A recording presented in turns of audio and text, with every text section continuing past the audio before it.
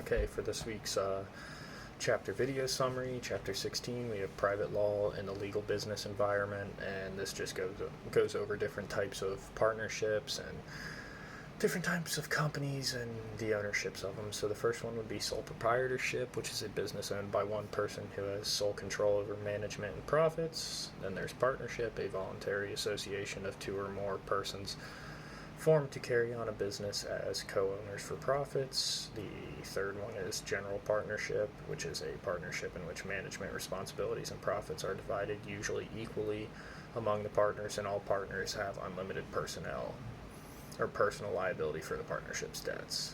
And then it goes into terminating a partnership, how to do so, and like what's involved in terminating a partnership. And after that, it goes into limited partnership, and this is a partnership that has one general partner who is responsible for managing the business, and one or more limited partners who invest in the partnership but do not participate in its management, and whose liability is limited to the amount of capital they contribute.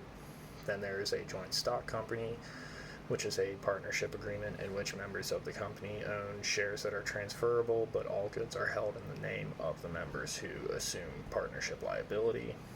Then there's a syndicate, and a syndicate is an investment group that privately agrees to come together for the purpose of financing a large commercial project that none of the syndicate members could finance alone. So it's just, again, a different type of partnership, but more based off investing. And then there's franchising, which is a commercial agreement between a party that owns a trade name or trademark, the franchisor, and a party that sells or distributes goods or services using that trade name or trademark, the franchisee. So I really liked this chapter. I'm starting a company after I get out of college, so that was interesting for me to see the different types. I'd heard it before, but it was cool to see it again. Then you get into chapter 17, which is law and business associations, and goes over the different types of business associations and laws that surround them. So the first one is a corporation, and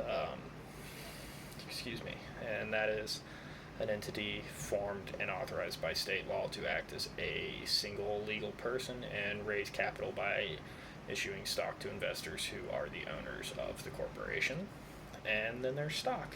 So stock is the capital that a corporation raises through the sale of shares that entitle the shareholders to certain rights of ownership.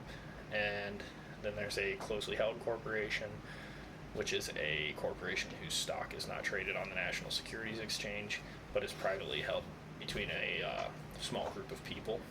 And then there's a publicly held corporation, and it's a corporation whose stock is traded on at least one National Securities Exchange. So there's more to each of the chapters, but that's like a main basis of all of them. They're both really interesting and something that is obviously really important in the business world because it's how things are owned and ran.